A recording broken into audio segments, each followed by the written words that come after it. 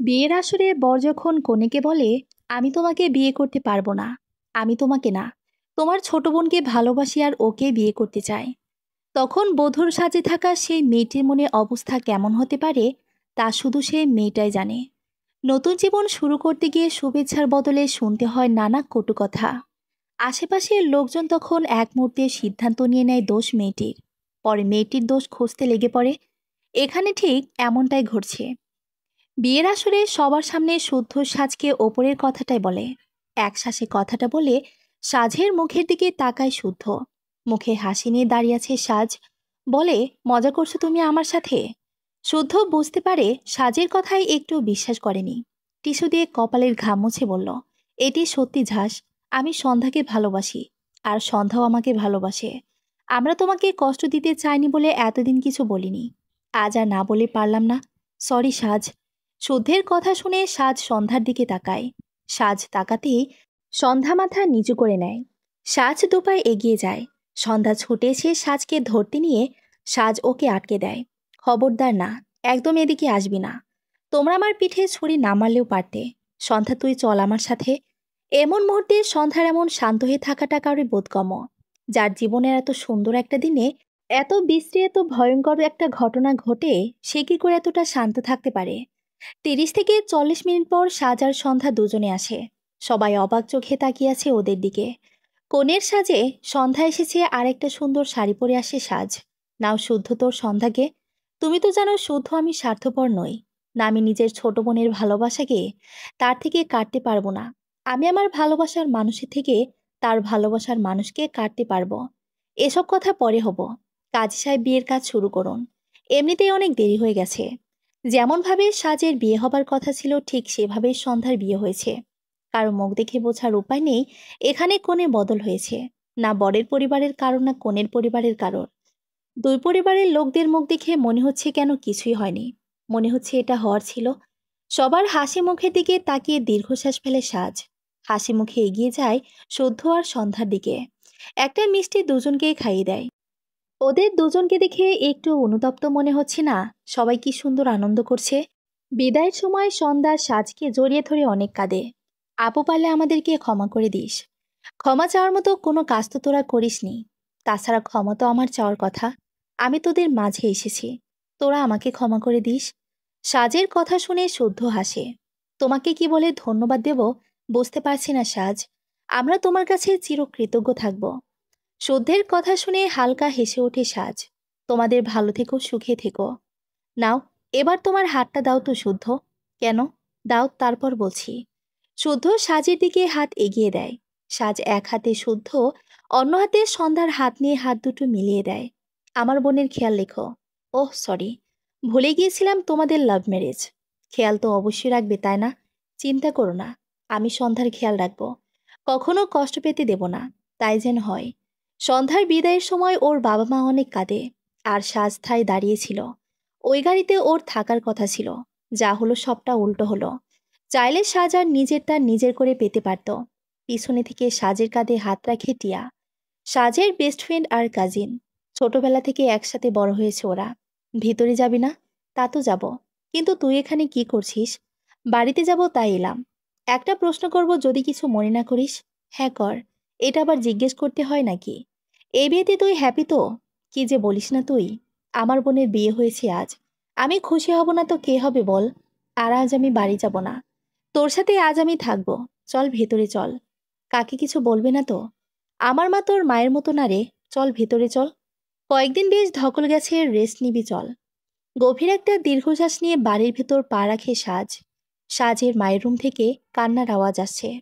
সাজ সেদিকে পা বাড়াতে নিলে টিয়া আটকে দেয়। আটকালে কেন? ওনাদেরকে ওনাদের মতোই থাকতে দে। ওনাদের কথা কয়েকদিন ভাবা বাদ দে তো। ওরাই তো আমার সব। এবার সরলতা বাদ দে সাজ, অনেক হয়েছে। এই এদের জন্য তুই ভাবছিস, যারা আজ এত কিছু হবার পরেও তোর পাশে না দাঁড়িয়ে সন্ধ্যার বিয়েতে আনন্দ করেছে। কতটা স্বার্থপর এরা। আসতে বল, শুনতে পাবে। শুনুক, আজ ওদের শোনা উচিত। প্রতি মাসে মোটা অঙ্কের টাকা এদের হাতে তুলে দিয়ে সবচেয়ে বড় ভুল করেছিস তুই। এরা তোকে না, ওদের মেয়ে না, এটিএম মনে করে। আমার মনে হয় কি জানিস সাজ, আজ যে এত কিছু হলো সবটা তোর বাবা মা আগে থেকেই জানতো। আর সন্ধ্যাও তো ছোটবেলা থেকে তোর পছন্দের জিনিস কেড়ে নিয়েছে। তোর তো খুন দিতি বলেই আজও এমন কাণ্ড ঘটালো। তোর জায়গায় আমি হলে এদের মতো সুবিধাবাদী লোকদের ছুঁড়ে ফেলে দিতাম। ছি, এমন বাবা মা যেন কারো না হয়। এরা বাবা মা নামের কলঙ্ক। সাজার সহ্য করতে না পেরে টিয়া গিয়ে চড়মের দেয়। চুপ কর টিয়া, ওনারা আমার বাবা মা। আমার বাবা মাকে নিয়ে কোনো রকম বাজে কথা আমি সহ্য করব না। টিয়ার সাজের কথা শুনে সবাই বাইরে আসে। তুই এদেরকে তোর আপনজন বলিস তাই না? তাহলে আজ বিয়ের আসরে সদ্য যখন তোকে কথাগুলো বলল, তখন কেউ কেন তার প্রতিবাদ করলো না? এমনকি কাকা মানে তোর বাবাও না, যেখানে তুই নাকি তার চোখের মণি, সেও কিছু বলল না, ঠায় দাঁড়িয়েছিল। পরে শুদ্ধর বাবার সাথে সে কি হাসি! এই নাকি আবার বাবা। আর কতদিন চোখে কালো কাপড় বেঁধে রাখবি সাজ? এবার তো কালো কাপড়টা সরিয়ে পৃথিবীতে দেখ। এবার তো নিজের কথা ভাব। আজ প্রমাণ হয়ে গেল এই পৃথিবীতে কেউ কারো নয়, এমনকি নিজের জন্মদাতা বাবা আর জন্মদাত্রী মাও না। চুপ কর টিয়া, চুপ কর। আমি আর সহ্য করতে পারছি না। সদ্যর কথা যখন সহ্য করতে পেরেছিস, তখন আমার কথাও তোকে সহ্য করতে হবে। প্লিজ সাজ, সবটা বুঝে অবুঝের মতো থাকিস না। যে তোর জন্য ভাবে, তুই তার জন্য ভাব। সাজ কিছু না বলে নিজের রুমে গিয়ে দরজা বন্ধ করে দেয়। মানব জীবন বড়ই অদ্ভুত। মানবজাতি কিশোরকালে, যৌবনকালে মরীচিকার পেছনে ছুটে, আর জীবনের শেষ ধাপে এসে বুঝতে পারে তারা এতকাল কি ভুল করেছে। যদি আগে বুঝতে পারতো, তাহলে হয়তো জীবনটা আরো সুন্দর হতো। সাজের রুম থেকে কান্নার আওয়াজ আসছে, আর টিয়ার মুখে হাসি ফুটেছে। কে কার ভালো চায় আর কে ক্ষতি চায়, তা বোঝা সত্যি মুশকিল। বধূবরণের বেশ বড় আয়োজন করা হয়েছে শুদ্ধদের বাড়িতে। সন্ধ্যাকে বেশ আদরের সঙ্গে বরণ করেন শুদ্ধের মা। তিনি আগে থেকেই চাইতেন সন্ধ্যা যেন তার পুত্রবধূ হয়, কিন্তু কোনো কারণে সেটা হয়নি। এবার তার মনের স্বাদ পূরণ হয়েছে। নতুন বউয়ের মুখ দেখে তিনি গলার হার, হাতের বালা, কোমরের বিছা, আংটি পরিয়ে দিয়েছেন, সবগুলোই সোনার। আত্মীয়দের মধ্যে কয়েকজন কানাঘুষা করছে, বিয়ে করতে গেল যে মেয়েকে, আর বিয়ে করে নিয়ে এলো সে অন্য ছোট বোনকে। কি কাণ্ড বাপু! আমার মনে হয় সে মেয়ের কোনো দোষ আছে, না হলে এমনটা হবে কেন বল? আমি তো শুনেছি 1 বছর আগে নাকি শুদ্ধের সাথে সেই মেয়ের আংটি বদল হয়েছিল। দেখ মেয়ে, হয়তো অন্য কোনো নাগর জুটিয়েছে, তাই মেয়ের বাবা মা ছোট মেয়েকে গছিয়ে দিয়েছে। আমার কিন্তু অন্য কিছু মনে হচ্ছে। তোমার আবার কি মনে হচ্ছে? শুদ্ধের মাকে দেখে মনে হচ্ছে এই বউকে পেয়ে সে খুব খুশি, যেন এই মেয়ের সাথে বিয়ে ঠিক হয়েছিল। এদের কাণ্ড কারখানা কিছু বুঝতে পারছি না। দেখি কি হয়। দূর থেকে নিজের মায়ের এসব কাণ্ড দেখে ভ্রুকুচকে তাকিয়ে আছে নম্রতা। নম্রতা শুদ্ধর ছোট বোন। বিয়ের আসরে অমন বিশ্রীকাণ্ড ঘটার পরও বাড়িতে চলে আসে। মাকে সবটা জানায়, কিন্তু ওর মা সবটা শুনে খুশি হয়। মা, তোমার কথা শুনে মনে হচ্ছে তুমি সবটা আগে থেকেই জানতে। জানতাম তো। আমি তো নিজেই চাইতাম সন্ধ্যা আমার শুদ্ধের বউ হয়ে আসুক, কিন্তু তোর দাদির তোর জন্যই সাজির সাথে শুদ্ধর আংটি বদল করতে হয়। মা, তুমি একজন মা হয়ে এমনটা কি করে করতে পারো? আমি কিছু করিনি। জেনে শুনে নিজের ছেলেকে কষ্ট দিতে পারবো না, তাই বলে এসব বিয়ের আসরে না করলে কি চলছিল না? এ কথাগুলো তো বিয়ের ডেট ফিক্সড হওয়ার আগে বলতে পারতে। দেখ নম্র, তোর এত কথার উত্তর দিতে পারবো না। যা তো এখান থেকে। আমার বৌমা আসবে, অনেক কাজ বাকি। নম্রতা আর কিছু না বলে চলে যায়। বিরক্ত লাগে ওর মা বাবা আর ভাইয়ের প্রতি। শুদ্ধর ডাকে ওর ধ্যান ভাঙে। নম্র সন্ধ্যাকে ঘরে নিয়ে যা, ও অনেক টায়ার্ড। নম্রবা বেশ কড়া গলায় বলে, তোর ভালোবাসার বউকে তুই নিয়ে যা। এর প্রতি আমার কোনো ইন্টারেস্টিং নেই। এক কথা সবাইকে বলে দিচ্ছি, এই মেয়েটার ব্যাপারে কোনো কথা আমাকে বলতে আসবে না। নম্র, কি বলছিস তুই এসব? ও তোর ভাবি। ভাবি মাই ফুট। একে তো আমি মানুষ বলেই মনে করি না। নম্রতার কথায় সবাই অবাক হয়। যে মেয়েটা ভাইয়ের বিয়ে নিয়ে এত এক্সাইটেড ছিল, সে আজ এমন কথা বলছে। সন্ধ্যার চোখ থেকে কয়েক ফোঁটা পানি গড়িয়ে পড়ে। তা দেখে শুদ্ধর মা পুরো তেলে বেগুনে জ্বলে ওঠে। নম্রতাকে মারতে তেড়ে যায়, কিন্তু শুদ্ধের বাবা আটকে দেয়। দরজার ওপাশ থেকে চাপা কান্নার আওয়াজ এখনো আসে। সাজের বাবা মায়ের যেন কোনো হেলদোল নেই। ওনাদের বড় মেয়ে সাজের বিয়ে ভেঙে গেছে। বরের সাথে ওর ছোট বোনের বিয়ে হয়ে গেছে। মেয়েটার এমন মানসিক অবস্থায় কিন্তু বাবা মা একটা বড় একটা কথাও বলল না। এমনকি মেয়েটা খেলো কি না তাও জিজ্ঞেস করো না। হায়রে জীবন! একটা মেয়ে বড় হবার পর তার সবচেয়ে কাছের বন্ধু বেস্ট ফ্রেন্ড হয় তার মা। কিন্তু এখানে যে দুজন মায়ের কথা বলা হয়েছে, তাদের মধ্যে একজনও তাদের মেয়ের বন্ধু হতে পারেনি। সাজের ফোন হাতে নিয়ে ডাটা কানেকশন অন করে টিয়া। কিছু মেসেজ আর একটা মেইল এসেছে। মেসেজগুলো একই নাম্বার থেকে এসেছে। মেইল ওপেন করতে তা পড়তেই টিয়ার মুখে হাসি ফুটে ওঠে। দেখে মনে হবে তা যেন বিশ্বজয়ের হাসি। টিয়া ওর পরিচয় দিয়ে নাম্বারে মেসেজ সেন্ড করে। সাথে সাথে একটা রিপ্লাই মেসেজ আসে। আর তার কিছুক্ষণ পরে সে নাম্বার থেকে ফোন আসে। আপনি যে মেইলটা সেন্ড করেছেন তা কতদিনে কার্যকর হবে? চাইলে 2 থেকে 3 দিনের মধ্যে কার্যকর হবে। আপনি সব ব্যবস্থা করুন, কাজ হয়ে যাবে। এটা আমি আপনাকে কনফার্ম করছি। ওকে। ফোন রেখে টিয়া একটা স্বস্তির নিঃশ্বাস নেয়। তোর জন্য নতুন কিছু অপেক্ষা করছে রে। কাল নিয়তিতে কি থাকে তা বোঝার সাধ্য কারো নেই। ঘরের মেঝেতে নানা রকমের জিনিস ছড়িয়ে ছিটিয়ে আছে। সাজ সব জিনিসগুলো বারবার ছুঁয়ে দিচ্ছে। এগুলো শুদ্ধর স্মৃতি। সাজের চোখে শুদ্ধের সাথে কাটানো দিনগুলো ভেসে উঠছে। কত না সুন্দর ছিল সে দিনগুলো। এই কালো জামদানি শাড়িতে তোমাকে খুব সুন্দর মানিয়েছে সাজ। দেখি হাতটা দাও তো। কেন? আগে দাও, তারপর বলছি। সাজ হাত দিলে ওর হাতের করে আঙ্গুলের একটু নখ কামড় দিয়ে কেটে দেয়। এটা কি করলে? ছোটবেলায় যখন নতুন জামা পরতাম মা তখন এভাবে নখ কেটে দিতে আর বলতো, নজর কেটে দিলাম, এবার আর কারোর নজর লাগবে না। তাই আমি তোমার নজর কেটে দিলাম, এবার আর কারোর নজর লাগবে না। সাজ তখন লজ্জারাঙা দৃষ্টিতে শুদ্ধকে দেখেছিল। দরজায় ধাক্কানোর আওয়াজে ধ্যান ভাঙে সাজের। দরজার ওপাশ থেকে টিয়ার গলা শোনা যাচ্ছে, সাজ, ওপেন দ্য ডোর ইয়ার। সাজ দরজা খুলে দেয়। ঘরে ঢুকে মেঝেতে দেখে অনেক জিনিস ছড়িয়ে আছে। টিয়া ভ্রুকোচকে জিজ্ঞেস করে, এগুলো নিয়ে নেক্সট প্ল্যান কি? বলছি বাইরে চল। কালো জামদানি শাড়িটায় সব জিনিস বেঁধে টিয়ার হাতে দেয়। এগুলো দিয়ে আমি কি করব? বাইরে নিয়ে যা, আমি আসছি। টিয়াকে বাইরে পাঠিয়ে রান্নাঘর থেকে কেরোসিন আর দিয়াশলা নিয়ে বাইরে আসে সাজ। সাজের হাতে এসব দেখে সবটা বুঝতে পারে সাজ। শাড়িতে ক্যানের পুরো কেরাসিন ঢেলে দেয়। দিয়াশলাইয়ের একটা কাঠি পড়তেই পুরো শাড়িতে আগুন জ্বলে যায়। এখন যে কাজটা করলে তাতে যে আমি কতটা খুশি হয়েছি তা তোকে বলে বোঝাতে পারবো না। সামনে অনেকটা পর তোকে চলতে হবে। তৈরি কর নিজেকে। তুই থাকবি তো আমার পাশে? আমি সারা জীবন তোর পাশে আছি। তোর ছায়া আমি। তোর মতো বোন বন্ধু যেন সবাই পায়। সবার কথা বাদ দিয়ে নিজের কথা ভাব। খাবি চল। কাল থেকে কিছু খাসনি। চল। বাড়ির চৌখাটে দাঁড়িয়ে বাড়ির ভেতরের কথা শুনে থমকে যায় সাজ। নিজেকে ঠিক রাখতে পারছে না ও। ওখানেই বসে পড়ে। আমি এটাই চাইছিলাম সাজ। এবার আমার কাজটা অনেক সহজ হয়ে গেল। All the best my friend. বাড়ির নতুন বউ সবার জন্য চা করেছে, কিন্তু তাতে চিনির বদলে দিয়েছে লবণ। শাশুড়ির হাতে চায়ের কাপ দিয়ে পাশে দাঁড়ায় নতুন বউ। কাপে চুমুক দিতেই চোখ কোটর থেকে বের হয়ে যাবার জোগাড়। না পারছে গিলতে, না পারছে ওগরাতে। বাকি সবারই একই দশা। নতুন বউ তার মুখ ফুটে কেউ কিছু বলতে পারছে না, কিন্তু সন্ধ্যা সবার মুখ দেখে কিছু যে একটা হয়েছে তা বুঝতে পারছে। এরই মাঝে নম্রতা এসে কাব্যের পুরোটা চাপ সন্ধ্যার মুখে ছড়ে দেয়। উপস্থিত সবাই স্তব্ধ। নম্রতা প্রচণ্ড জেদি আর সবার উপরে রেগে আছে, কিন্তু তাই বলে এমন কিছু করবে তা কেউ আশা করেনি। নম্র, কি করছিস তুই এটা? মায়ের এমন ঝাঁঝালো কণ্ঠ শুনে হেসে উত্তর দেয়, শুক্রিয়া করো, গরম চা দেইনি। আর তোমার সাধের বৌমাকে বলে দিও তার হাতে এক ফোঁটা পানীয় খাবার ইচ্ছে আমার নেই। আর হ্যাঁ, চা যে চিনি দিয়ে তৈরি করা হয় তা তার কানে একটু ঢুকিয়ে দিও। তুই একটু বড্ড বাড়াবাড়ি করছিস। এর ফল কিন্তু ভালো হবে না। Well, your own machine. নম্রতা চলে গেলে শুদ্ধর মা সন্ধ্যার কাছে যায়। তুমি ওর কথায় কিছু মনে করো না মা। না মা, আমি কিছু মনে করিনি। আজ আমার উপরে রেগে আছে, কাল ঠিক রাগ করে যাবে। লক্ষ্মী মা আমার, তুমি গিয়ে শুদ্ধকে ডেকে আনো। ভাগ্যিস শুদ্ধ আর সন্ধ্যা ঠিক সময়ে সব বলে দিয়েছিল, না হলে কি যে হতো।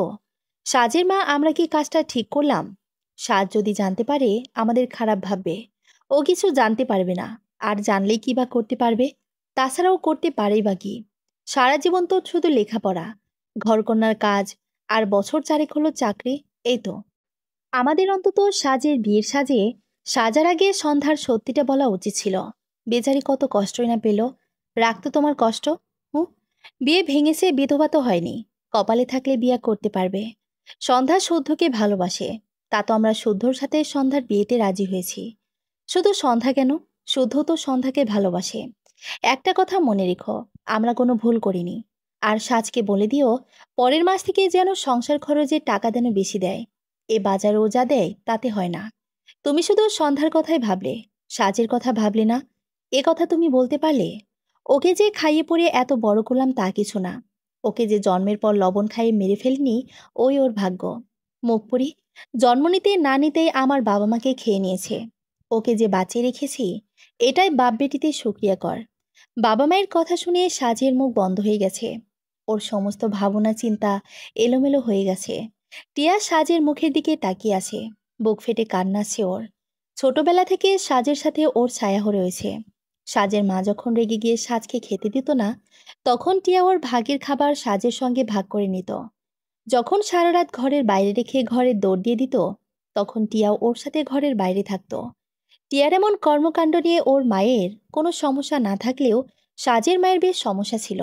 তিনি সাজের প্রতি অন্যায় এত আদর, এত খেয়াল রাখতো, কিছুতেই সহ্য করতে পারত না। সাজের জন্মের 7 দিনের দিন ওর নানা নানি ওকে দেখতে আসছিল। তখন এক অ্যাক্সিডেন্টে সাজের তারা মারা যায়। সেই থেকেই সাজের মা এটা মনে নিয়ে বসে আছেন যে তার মা বাবার মৃত্যুর কারণ সাজ ও অপয়া অলক্ষী। সেদিন থেকে শিশু সাজকে সে দুধ খাওয়ানো বন্ধ করে দেয়। ক্ষুধা পেলে সাজ কাঁদত, কিন্তু ওর মা ফিরেও তাকাতো না। তখন টিয়ার মা সাজকে দুধ দিত। এটা সাজের মা কিছুতেই সহ্য করত না। কয়েকবার তো সাজকে মারতে গিয়েছিল, কিন্তু প্রতিবারই সে কাজে সে ব্যর্থ হয়। সবাই ওর মার থেকে ওকে দূরে রাখত। টিয়ার আর ওর মায়ের সাথে সাজের এত সখ্যতা সহ্য করতে না পেরে সাজের মা সংসারের হাড়ি আলাদা করে দেয়। আর তারপরে শুরু হয় সাজের প্রতি অমানবিক অত্যাচার। ঠিকমতো খেতে দিত না, ঘুমাতে দিত না, সারাদিন কাজ করাতো, স্কুলে যেতে দিত না, পড়তে দিত না। তাও বহু কষ্টে সাজ ওর পড়ালেখা চালিয়ে যেত। এত কিছুর পরেও সাজ মুখ ফুটে কিছু বলতো না। হাসি মুখে সবটা মেনে নিত। কেউ কিছু বললে বলতো, উনি আমার মা, আমি ওনার কথার অবাধ্য হতে পারবো না, আমি ওনাকে অনেক ভালোবাসি। একটা সময় সাজের বাবা ওর থেকে মুখ ফিরিয়ে নেয়। লেখাপড়ার কোনো খরচ দিত না। টিউশনি করিয়া আর উপবৃত্তির টাকা দিয়ে নিজের লেখাপড়া চালিয়েছে। অবশ্য তা থেকে অনেকটা টাকা ওর মায়ের হাতে তুলে দিতে হয়েছে। টাকা না দিলে 3 বেলার 2 বেলা খাওয়া বন্ধ। কিন্তু সন্ধ্যার ক্ষেত্রে হয়েছে পুরোটা উল্টো। সাজ যতটা কষ্ট করেছে তার চেয়েও 10 গুণ বেশি সুখ সন্ধ্যা পেয়েছে। ওকে কখনো বুঝতে দেওয়া হয়নি কষ্ট কি। যথেষ্ট আদরে ওকে বড় করা হয়েছে। কখনো 1 গ্লাস পানি নিজ হাতে গড়িয়ে খেতে হয়নি। কথায় আছে, অভাগা যেদিকে তাকায় সেদিকে সাগর শুকিয়ে যায়। এখানে সাজের হয়েছে সেই অবস্থা। ওর সাজ, ভেতরে চল। কেন যাব? ওখানে কেউ আমাকে চায় না। আমি কখনো কাউকে সুখী রাখতে পারিনি। যেখানে গেছি সেখানেই কষ্ট নিয়ে গেছি। বেঁচে থেকে কি হবে আমার? সবাই কষ্ট পাবে আমার জন্য। পাবে বলছি কেন, পাচ্ছে তো। সবার কষ্টের দায় তোর নয়। তোর থেকে যদি কেউ কষ্ট পায় সেটা তার সমস্যা। তোকে আমি আগেও বলেছি, অন্ধের মতো কাউকে ভরসা করিস না। যাদের ভরসা করবি তারাই তোর পিঠ পিছে ছুরি মারবে। যেমন তোর বাবা মা, সন্ধ্যার শুদ্ধ, এত ভালোবাসা দিলি এদের, কিন্তু কোনো লাভ হলো কি? সন্ধ্যা তো জানতো তুই শুদ্ধকে ভালোবাসিস, তাহলে ও এমনটা করলো কি করে? আমি আর কিছু ভাবতে চাই না। তোকে আর কিছু ভাবতে হবে না। যা ভাবার সব আমি ভেবে নিয়েছি। কি ভেবেছিস তুই? তার আগে বল, আমার ওপর কি তোর ভরসা আছে? হুম, আগে আমাকে কথা দে। আমি যা বলবো তুই কোনো প্রশ্ন ছাড়া সবটা মেনে নিবি। আচ্ছা। নতুন বর বউকে নিয়ে বসার ঘরে আড্ডার আসর জমানো হয়েছে। সবাই গোল হয়ে বসেছে। নম্রতাকে জোর করে আনা হয়েছে। কাজিনদের একের পর এক প্রশ্ন করে শুদ্ধ আর সন্ধ্যার নাজেহাল অবস্থা। তা মিস্টার বর, সন্ধ্যার সাথে আপনার প্রেম কাহিনীটা একটু বলুন, আমরাও শুনি। সন্ধ্যাকে প্রথম দেখাতে আমার চোখ আটকে গিয়েছিল। যাকে বলে লাভ এট ফার্স্ট সাইট। তারপর কথা, পরে ভালো লাগা থেকে ভালোবাসার এখন বিয়ে। তা হ্যাঁ রে শুদ্ধ, তোর লাভ এত ফার্স্ট সাইট কয়বার হয় রে? এক কাজিনের এমন প্রশ্নে পুরো আসরে হাসির রোল পড়ে যায়। লজ্জায় মাথা নিচু হয় শুদ্ধ সন্ধ্যা দুজনেরই। এরপর থেকে এক একজনের এক এক রকম খোঁচা দেওয়া কথা শুরু হয়। শুদ্ধ আর সন্ধ্যা চাইলেও ওখান থেকে বের হতে পারবে না। ভাই শুদ্ধ, তোকে দেখলে বোঝা যায় না তুই এত চালো। একসাথে 2 বোনকেই না চালি? কিভাবে করলি সেই টিক্সটাও আমাদেরকে একটু বল। আমি ভাবছি অন্য কথা। সন্ধ্যা মানে আমাদের ভাবি কিভাবে পারলো নিজের হবু দুলাভাইয়ের সাথে এমনটা করতে? ও তো জানতো সাজ আর শুদ্ধের কথা। তুই ঠিক বলেছিস। বিয়ে করলে আমি সাজের মতো নির্সাত মেয়েকে বিয়ে করব। কানে ইয়ারফোন নিয়ে হাসছে টিয়া, প্রাণ খোলা হাসি। সাজ পাশে বসে শুধুই দেখছে, কিছুই বুঝতে পারছে না। সাজ রে, আগামীকাল তোর স্বাধীনতা দিবস। কথা শেষ করে আবারও সেই হাসি। আরে, আগের সাজে হবে না রে, নতুন করে সাজাও। আর একমাত্র ছেলের বউ ভাত বলে কথা। এমনভাবে সাজার জন্য আগামী 20 বছর সবার মনে থাকে। শুদ্ধের মা বেশ ব্যস্ত আজ। ছেলের বৌভাত বলে কথা, সারা বাড়িতে লোকজনে ভরপুর, নানাজনের নানা রকমের কথা, কিন্তু শুদ্ধর মা বেশ কৌশলে তা এড়িয়ে যাচ্ছে। গতরাতের কাজিনদের আড্ডার পর শুদ্ধকে আর দেখা যায়নি। সন্ধ্যা বেশ এড়িয়ে চলছে। সাজের মা সাজের সামনে দাঁড়িয়ে আছে, আর সাজের পাশে দাঁড়িয়ে আছে টিয়া। সবার মুখে থমথমে। টাকাগুলো দে, সন্ধ্যার জন্য কিছু কিনতে হবে। আমি সত্যি বলছি, আমার কাছে কোনো টাকা নেই। তাহলে কার্ড বা বিকাশ থেকে তুলে দে। বিকাশের সব টাকা চুরি হয়ে গেছে, আর কার্ড কোথাও খুঁজে পাচ্ছি না। মিথ্যা বলার জায়গা এটা না। তুই টাকা দিবি কিনা তাই বল। কতবার বলবো যে টাকা নেই? কাকিমা স্বাস্থ্য বলছে ওর কাছে টাকা নেই, তাও এমন করছো কেন? দেখ টিয়া, আমাদের মামের মাঝে তুই কোনো কথা বলবি না। এ কথা বলতেই তোমার জিব্বায় একটু কাঁপলো না কাকিমা? মা মেয়ে, কোনোদিন ওকে মেয়ের ভালোবাসা দিয়েছ? দেবে কি করে? নিজের বউকে দুধই তো দিতে না, আর ভালোবাসা তো দূরের কথা। যাও তো এখান থেকে। সন্ধ্যা তো তোমার মেয়ে, তাহলে ওর জন্য এই অপয়া মেয়েটার কাছে টাকা চাইছো কেন? কাকিমা, এই মায়ের কাছ থেকে দূরে থাকো। তোমার মেয়ের নতুন সংসারে যদি এই অপয়া মেয়েটার নজর লাগে, তা কিন্তু কারোর জন্য ভালো হবে না। টিয়ার এমন তেজ দেওয়া কথা সাজের মায়ের সহ্য হয় না। রাহে গজগজ করতে করতে চলে যান। সাজ ছোট ছোট চোখ করে কোমরে হাত দিয়ে টিয়ার দিকে তাকিয়ে আছে। সাজের দিকে চোখ পড়তেই টিয়া হাসি থামিয়ে দেয়। সাজ আজ কেন কখনোই টিয়ার কাজের কোনো আগাগোড়া খুঁজে পেত না, কিন্তু দিন শেষে দেখা যেত ও যা করেছে তা কারো ভালোর জন্য করেছে। তবে টিয়ার পেট থেকে কথা বের করা খুবই কঠিন। দুই বান্ধবীর জুটি এমনই হয়, একজন সরল হলে অন্যজন জটিল, একজন মনের দিক থেকে নরম হলে অন্যজন শক্ত। তবে দুজনের দুজনকে ছাড়া চলে না। টিয়া হাসি থামিয়ে রুমের দরজা আটকে দেয়, আর তারপর সাজের হাতে ওর মোবাইলটা দেয়, আর বলে, তুই কিন্তু আমাকে কথা দিয়েছিস আমি যা বলবো তুই কোনো প্রশ্ন ছাড়া সবটা মেনে নিবি। হ্যাঁ, আমার সবটা মনে আছে। তার আগে প্লিজ বলবি, দরজাটা কেন বন্ধ করলি? বন্ধ করেছি কারণ এখন আমি যা বলবো, আমি চাই না এসব কথা তুই আর আমি ছাড়া তৃতীয় কোনো ব্যক্তি জানো। কি কথা? গত পরশুদিন তোর ফোনে একটা মেইল আসে, আর একটা নাম্বার থেকে কয়েকটা মেসেজ আসে। তোকে না জানিয়ে আমার মেইল আর মেসেজের রিপ্লাই দিয়েছি। আমি সরি চেয়ে নিচ্ছি, কারণ আমি তোর পারমিশন ছাড়া তোর জীবনের একটা বড় কাজ করে ফেলেছি। আমার আর জীবন, এটা জীবন না রে, এটা খেলার মাঠ। যে যেমন পারছে তেমন খেলা খেলছে এই মাঠে। তুই মেইল আর মেসেজগুলো চেক কর। ফোন নিয়ে মেইল আর মেসেজ চেক করে বসে পড়ে সাজ। নিজেকে সামলে উঠে দাঁড়িয়ে টিয়াকে জড়িয়ে ধরে কেঁদে দেয়। তোর কাছে আমার ঋণের পরিমাণ দিন দিন বাড়তে যাচ্ছে টিয়া। আমি নিজেই চাইছিলাম সব কিছু থেকে থেকে সরে যেতে, কিন্তু তোর হাত ধরে যে এত বড় একটা সুযোগ আমার পায়ের কাছে আসবে, আমি তা ভাবতেও পারিনি। তোর মুভ অন করার সময় হয়ে গেছে সাজ। এতদিন অন্যের জন্য ভেবেছিস, এবার তুই নিজের জন্য ভাববি, আর নিজের জন্য বাঁচবি। তাই করব। এ শহরে থেকে আমি কিছুই করতে পারবো না। এখানে থাকলে পিছুটান কখনো আমাকে সামনে আগাতে দেবে না। আজ রাতেই আমার সিলেটের জন্য রওনা হচ্ছি। আমরা মানে? আমরা মানে তুই, আমি আর মা। কি মনে করেছিস তুই, তোকে আমরা একা যেতে দেব? আমিও অফিস থেকে ট্রান্সফার নিয়ে নিয়েছি। আমাদের কোম্পানির একটা ব্রাঞ্চ সিলেটেও আছে, আর আমাকে প্রমোশন দিয়ে ট্রান্সফার করা হয়েছে। ওখানে আমাকে একটা ফ্ল্যাট আর গাড়ি দিবে। আজ থেকে আমরা একসাথে থাকবো সিলেটে। সেদিন রাতে সাজের কাছে ওর ট্রান্সফারের মেইল আসে। বিয়ের জন্য ছুটি নেওয়ায় ওর কাছে ফোন না দিয়ে অফিস থেকে মেসেজ দেওয়া হয়। সাজের ট্রান্সফার সিলেটে করা হয়। মেইল দেখে টিয়ার মাথায় বুদ্ধির সবুজ বাতি জ্বলে ওঠে। ও সে নাম্বারে ফোন দেয়। নাম্বারটা ছিল কোম্পানির এমডির। এমডি আর টিয়া আগে থেকেই একে অপরকে চিনত। টিয়া সাজের কথা খুলে বলে, আর বলে যত তাড়াতাড়ি সম্ভব সাজের ট্রান্সফার কার্যকর করার জন্য। তিনি তাতে রাজি হয়ে দুদিনের মধ্যে সমস্ত ব্যবস্থা করে।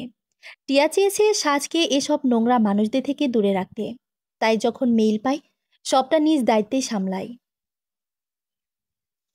বিয়ের এই ঘটনার পর টিয়া মনে মনে ঠিক করে নিয়েছিল সাজকে ওর সাথে সিলেট নিয়ে যাবে। তাতে সাজ রাজি হোক বা না হোক, সাজের নিয়তিতে হয়তো এটাই ছিল। তাই টিয়ার সাথে ওর ট্রান্সফারও সিলেটই হয়েছে। তাড়াতাড়ি সব প্যাকিং শেষ করে নে। এ বাড়ি থেকে সবাই যখন সন্ধ্যার বৌভাতে যাবে, আমরা তার কিছুক্ষণ পর রওনা হব। সবাই জানে আমি সিলেট যাব, কিন্তু কাউকে এটা জানাতে দেওয়া যাবে না যে তুই সিলেট যাচ্ছিস। একবারও বাড়িতে যাব। তুই? প্লিজ টিয়া, শেষবারের মতো। আচ্ছা, তাহলে আমরা রেডি হয়ে একেবারে বেরোবো। ও বাড়ি থেকে বের হয়ে সোজা সিলেট। আচ্ছা। নীল বেনারসি, ভারী মেকআপ আর সোনার গয়নায় সাজানো হয়েছে সন্ধ্যাকে। ওর শাশুড়ি সে কাজলের টিকা দিয়ে গেছে, যাতে কারো নজর না লাগে। শুদ্ধ তো সন্ধ্যার দিক থেকে চোখ সরাতেই পারছে না। সাজকে এ বাড়িতে দেখে অনেকে চমকে যায়। কারোর ধারণাতে ছিল না সাজ আসবে। আর ওর বাবা মা ওকে আসার জন্য বলেনি। টিয়া সাজের জন্য একটা নতুন কালো জামদানি শাড়ি এনেছে। সাজ সেটাই পরেছে, কালো চুড়ি, বড় বড় টানা চোখে চিকন করে কাজল, কোমরের নিচ অব্দি সরানো কালো চুল। অনুষ্ঠানে সব ছেলের চোখ আটকে গেছে। কারো দিকে না তাকিয়ে সাজ সোজা সন্ধ্যার কাছে যায়। সাজকে সন্ধ্যার কাছে যেতে দেখে শুদ্ধর মা যেন উড়ে এসে ওদের পাশে দাঁড়ালো। কৌশলাদি জিজ্ঞেস করে হাতের রিং ফিঙ্গার থেকে আংটি বদলের আংটি খুলে শুদ্ধের হাতে দেয়। বলে, নাও, এটা সন্ধ্যাকে পরিয়ে দাও। শুদ্ধর মা বলে ওঠে, আমার ছেলের বউ সেকেন্ড হ্যান্ড জিনিস পরবে না। সাজ হেসে বলে, আপনার ছেলের বউ তো সেকেন্ড হ্যান্ড জিনিস, পাশে নিয়ে দাঁড়িয়ে আছে, ভবিষ্যতে সেটা নিয়ে সংসার করবে। তাহলে এই সামান্য আংটি কি দোষ করলো? এটা আমার বৌমা ব্যবহার করতে পারবে। সাজের কথা অনেকেরই মাথা নিচু হয়ে আছে। সাজ স্টেজ থেকে চোখ বুলিয়ে সবাইকে দেখছে। একটা গভীর দীর্ঘশ্বাস নিয়ে ওর বাবা মায়ের কাছে যায়। আজ থেকে মনে করবে তোমাদের বড় মেয়ে মরে গেছে। ভুলেও যেও কোনোদিন আমি তোমাদের জীবনে ছিলাম, আর আমিও ভুলে যাব যে তোমরা কোনোদিন আমার জীবনে ছিলে। তোমাদের মাসিক খরচ ঠিক সময় মতো তোমার দরজায় পৌঁছে যাবে। জানি আমাকে কোনোদিন এটিএম ছাড়া মেয়ে বলে মনে করনি। যদি কোনোদিন মেয়ে বলে মনে হয় বা না হয়, আমাকে খুঁজতে যেও না। আসছি। সেদিন বিয়ের আসর থেকে সাজ মাথা নিচু করে গিয়েছিল। আজ এখান থেকে মাথা উঁচু করে বের হচ্ছে। আজটিয়া ওর পাশে আসে, সেদিনও পাশে ছিল। চোখ মুছে গাড়িতে উঠে সাজ শহরের কোলাহল থেকে বেরিয়ে গাড়ি নিজ গতিতে চলতে থাকে। গাড়ির জানালা টিয়া খুলে দেয়। আজ থেকে তুই স্বাধীন সাজ, উপভোগ কর নিজের এই নতুন জীবনকে। জানালা থেকে মাথা বের করে গভীর শ্বাস নেয় সাজ। নিজেকে আজ মুক্ত পাখি মনে হচ্ছে। বুক ছেড়ে আস্তে আস্তে মুখ বের করছে সূর্য। সাজের জীবনে নতুন সূর্য উঠছে, যে জীবনে নেই কোনো বাধা, নেই কোনো পিছু টান। কেটে গেছে 25টি বছর। সিলেট যাবার 3 বছর পর টিয়া আর ওর মায়ের জোড়াজড়িতে বিয়ে করে সাজ।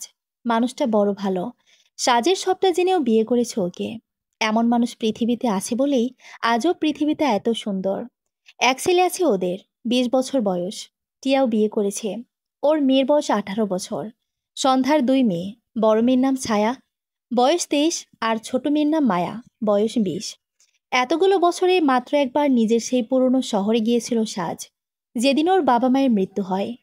একটা গাড়ি অ্যাক্সিডেন্টে তাদের মৃত্যু হয়। সাজ প্রতি মাসে নির্দিষ্ট অঙ্কের টাকা পাঠাতো। বিয়ে করে একবার ফোন দিয়েছিল তাদের জানাতে। সেদিন ওর বাবা মা নিজেদের ভুল স্বীকার করে অনেক কেঁদেছিল, কিন্তু সাজ কিছু বলেনি। আজ আবার যাবে সেই নিজেরই শহরে, সন্ধ্যার বড় মেয়ের বিয়েতে। সাজের স্বামী আর শুদ্ধ বিজনেস ফ্রেন্ড, সেই হিসেবেই দাওয়াত এসেছে, কোনো আত্মীয় হিসেবে না। এমনকি শুদ্ধ নিজেও জানে না এ সাজের স্বামী। আজ সাজের সাথে টিয়াও এসেছে। সাজকে দেখে সন্ধ্যার শুদ্ধ দুজনেই অবাক হয়। কোনোদিন ভাবেনি সাজ ফিরবে। এত বছর পর দুবোনের দেখা, দুজন দুজনকে জড়িয়ে ধরে কেঁদে দেয়। 25 বছর আগের সাজের বিয়ের আসরে শুদ্ধ আর সন্ধ্যা যে ঘটনা ঘটিয়েছিল, 25 বছর পর সেই একই ঘটনা সন্ধ্যার শুদ্ধর বড় মেয়ে ছায়ের বিয়েতে ঘটিয়েছে ওদের ছোট মেয়ে মায়া আর ছায়ার হবু বর রোশান। আজ ওদের চোখ খুলেছে। ওরা বুঝতে পারছে সেদিন কি ভুল করেছিল। মা বাবা, আজ তোমাদের খুব ভালো লাগছে নিশ্চয়ই। খুশি হয়েছে তো? যে কাজে তোমরা খুশি হয়েছিলে, সেই একই জিনিস যখন তোমাদের মেয়ের সাথে হচ্ছে, তখন নিশ্চয়ই তোমাদের খুশি হওয়ার কথা। তোমাদের নোংরা কাজের জন্য আজ আমার জীবনটা শেষ হয়ে গেছে। ছায়া নিজের রুমের দরজা আটকে হাতে রক কেটে দেয়। অতিরিক্ত রক্তক্ষরণের জন্য ছায়ার মৃত্যু হয়। সন্ধ্যা সাজের পা ধরে ক্ষমা চায়। টিয়া ওকে নিয়ে আসার জন্য ওর হাত ধরার আগে সাজের স্বামী ওর হাত ধরে নিয়ে আসে। টিয়া হালকা হেসে ওদের সাথে পা বাড়ায়। প্রকৃতি কাউকে ছাড় দেয় না। তুমি যে কাজ করবে তার ফল তোমাকে এখানেই পেতে হবে। শুদ্ধ সন্ধ্যা এই 25টি বছর খুব সুখে কাটিয়েছে। কখনো ভাবেনি এমন কিছু হবে। শেষ বয়সে এসে এত বড় একটা ধাক্কা পেল ওরা। ওদের নিয়তিতে এটাই পাওনা ছিল। এটাই রিভেঞ্জ অফ নেচার। এটাই নিয়তি। সমাপ্ত। পাশে থাকার জন্য সবাইকে ধন্যবাদ।